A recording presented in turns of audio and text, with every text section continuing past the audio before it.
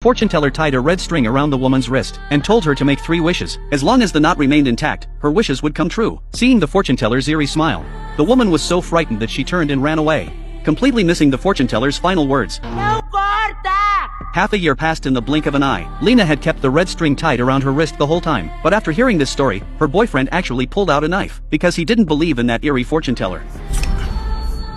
But as the string slowly fell to the ground, the fortune teller seemed to sense something. Meanwhile, Lina had been charmed by her boyfriend, who assured her that as long as she was with him, he could grant not just 3 wishes, but even 300 wishes. Moved by her boyfriend's sincerity, the two were soon married, unaware that the gears of fate had already begun to turn. A few months later, they had a child of their own.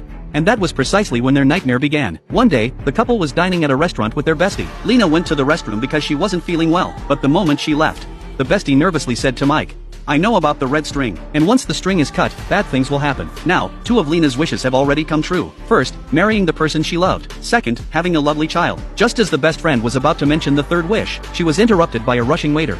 Sir, it's your wife. Your wife needs you. Lina is about to give birth, but traffic in the city was gridlocked, so Mike had no choice but to take Lina to the subway station, to take the train to the hospital. But as soon as they stepped into the car, a group of street performers surged in. The loud music combined with the intense pain made it even harder for Lina to bear. Amid Lina's agonized moans, a strange scene unfolded. The lights on the train began to flicker. Mike noticed 3 lines of text displayed above the car. "Believing in things you don't understand will bring suffering." It seemed like a warning to him, but Mike didn't take it to heart. Shortly after, his wife gave birth to their son right there on the subway. But the moment the baby was born, the lights suddenly came on. Little did they know that this was just the beginning of their suffering. 6 months after their son was born, a series of strange events began to unfold. While at work, Lina received a text message from her husband, a photo of him holding their son. But the photo had been taken from a third-person perspective. When Lina got off work and tried to look at the photo again, she found it had vanished. At first, Lina didn't think much of it, but a few days later, she received another third-person perspective photo from her husband. This time, her husband was holding their son suspended in midair. She couldn't understand why he would do such a thing, but soon, the photo vanished again. When she got home, she confronted Mike,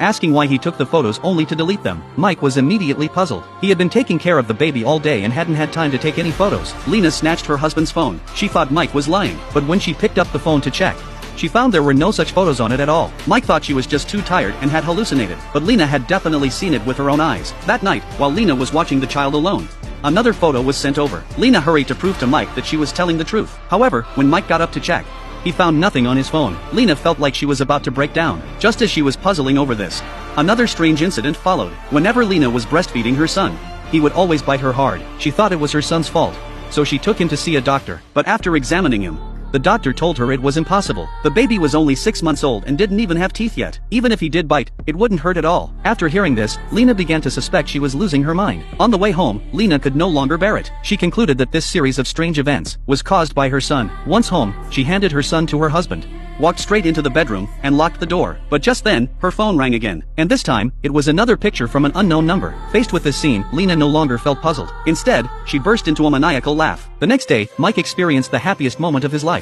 His son had actually called him daddy. Mike quickly pulled out his phone to record the moment, but Lina showed no sign of joy.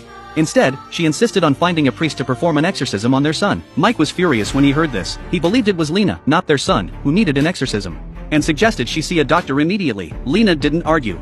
Instead, she walked straight out the door. As she left, she said to her husband, "You don't see." Corina didn't go to see a doctor. Instead, she went to a dimly lit apartment and rang the doorbell of one of the units. When the owner of the apartment saw her, he handed her a heavy bag, and the bag was filled entirely with chains. A few days later, she returned home. God forgive